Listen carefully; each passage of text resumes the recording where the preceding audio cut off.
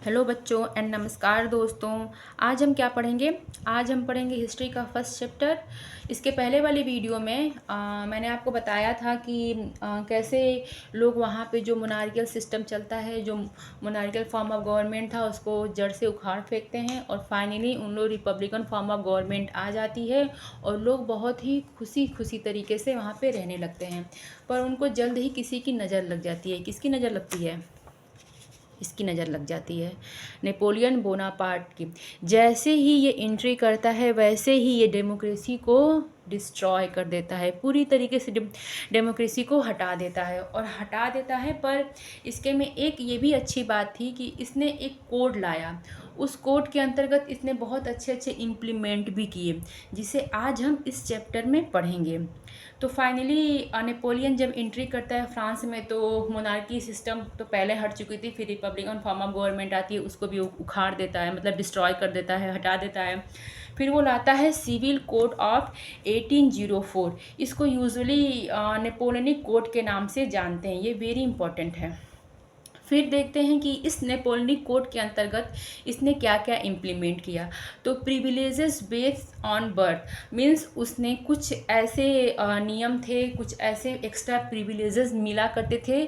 जैसे कि इसके पहले आप ये समझिए कि जो फ्रांस था, पहले उसमें 3 स्टेट चलते थे, first state, second state and third state.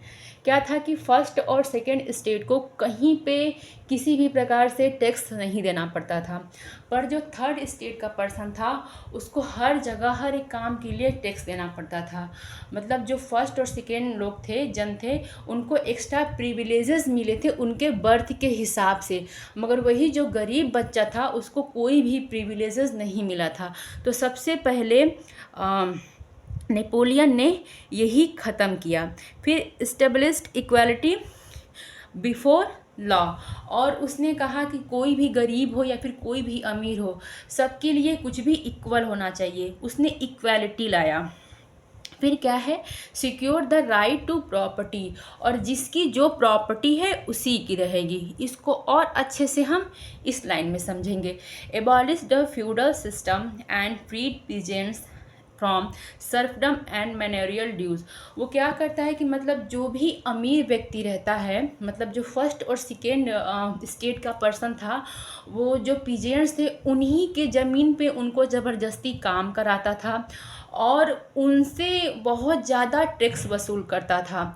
तो जो किसान दे देते थे टैक्स तो ठीक है, अगर मान लो सूखा पड़ गया या फिर बाढ़ आ गया, तो जो किसान थे वो खेती वो नहीं कर पाते थे, या फिर उनका जो अनाज था वो किसी तरीके से ख़त्म हो जाता था, तो उनको अपने ही ज़मीन में काम करते थे उसका तो टैक्स देते थे, प्लस अपनी ज़मीन भी उनके पास मतलब एक गिरवी रख कर आना पड़ता था। इससे जो वहाँ किसान थे बहुत ही परेशान थे, ज़मीन भी देते थे, साथ में अपने जो उनकी पत्नी थी या फिर जो भी बच्चियाँ थीं, वो बड़े ज़मींदार के घर में जाके या फर्स्ट या सेकेंड स्टेट के घर में जाके नौकरों वाला काम किया करते थे।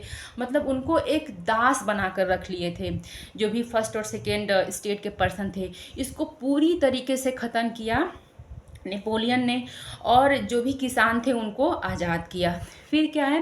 गिल्ड रिस्ट्रिक्शन वर रिमूव, मतलब अपने ही कंट्री में अलग अलग स्टेट में काम करने पे बहुत ज़्यादा उनको टैक्स देना पड़ता था, अलग अलग प्रकार का टैक्स था, उसको ख़त्म किया नेपोलियन। इसके साथ बहुत ज़्यादा दूरदर्शी भी था। वो जानता था कि मतलब अगर अपने कंट्री को हमें और भी बड़ा करना है या फिर बहुत आगे बढ़ाना है, तो जो ये छोटे छोटे जगहों पे टैक्स लिया जा रहा है अलग अलग तरीक़ों से, वो हमें ख़त्म करने होंगे। Transport and communication system were improve, फिर वही काम किया, मीन्स अपना जो ट्रांसपोर्ट सिस्टम था और कम्युनिकेशन सिस्टम था उसको भी इम्प्रूव किया।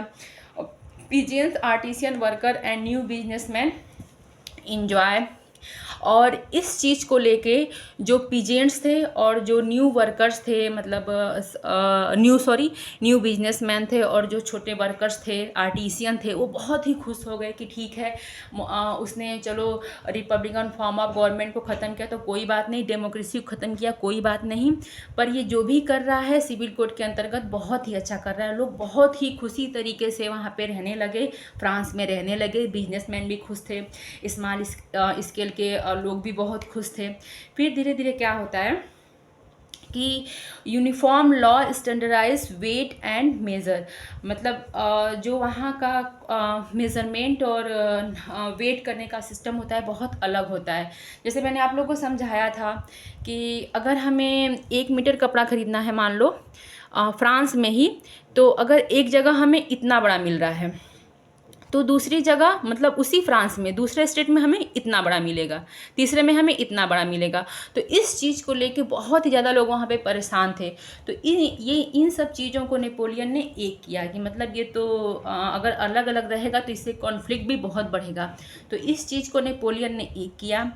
और फिर करेंसी को भी एक किया, मीन्स हर एक रीजन में बेटा वहाँ पे अलग अलग करेंसी चला करती थी। तो इस चीज़ को भी नेपोलियन ने एक किया। और और फिर इसके बाद क्या होता है कि मतलब जितने भी लोग होते हैं फ्रांस के अगल बगल की जो भी कंट्री होती है, वो जब ये सब बात सुनती है तो बहुत ही खुश होती है कि मतलब इतना अच्छा काम नेपोलियन कर रहा है कि पीजेंट्स भी अपने आराम से ज़िंदगी को जी रहे हैं, बहुत ही खुश हैं। वो जो उनकी जो ज़मीन है उनके पास ही है, प्रॉपर्टी की राइट्स मिल गई है, इक्वालिटी आ गई है, सर्फडम वगैरह ख़त्म हो चुका है। तो लोग बहुत खुश थे और लोग बहुत ही हार्बिंगर तरीके से उसका वेलकम कर रहे थे कि वो मतलब इतना खुश थे कि वो चाहते थे कि नेपोलियन हमारे कंट्री पे भी आके मतलब वार वगैरह करे और यहाँ का जो किंग है या फिर जो भी वहाँ पे है उसको हराकर हमारी कंट्री पे भी वही रूल करे और वैसा ही शासन यहाँ पे भी करे जैसा वो फ्रांस में करता था। मीन्स इतना अच्छा बन गया था नेपोलियन वहाँ के लिए, मतलब सब लोग उसको अपना मसीहा मानने लगते थे। और फाइनली ऐसा क्या हुआ कि मतलब लोग फिर उससे बहुत ही गुस्सा होने लगे।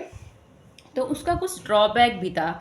ड्रॉबैक क्या हुआ कि धीरे धीरे वो क्या करता है कि जो भी पॉलिटिकल फ्रीडम था उसको ख़त्म करने लगता है। मतलब धीरे धीरे क्या होता है कि पॉलिटिकल फ्रीडम हर एक कंट्री में, जिस भी कंट्री में वो रूल कर रहा था वहाँ से ख़त्म करने लगा।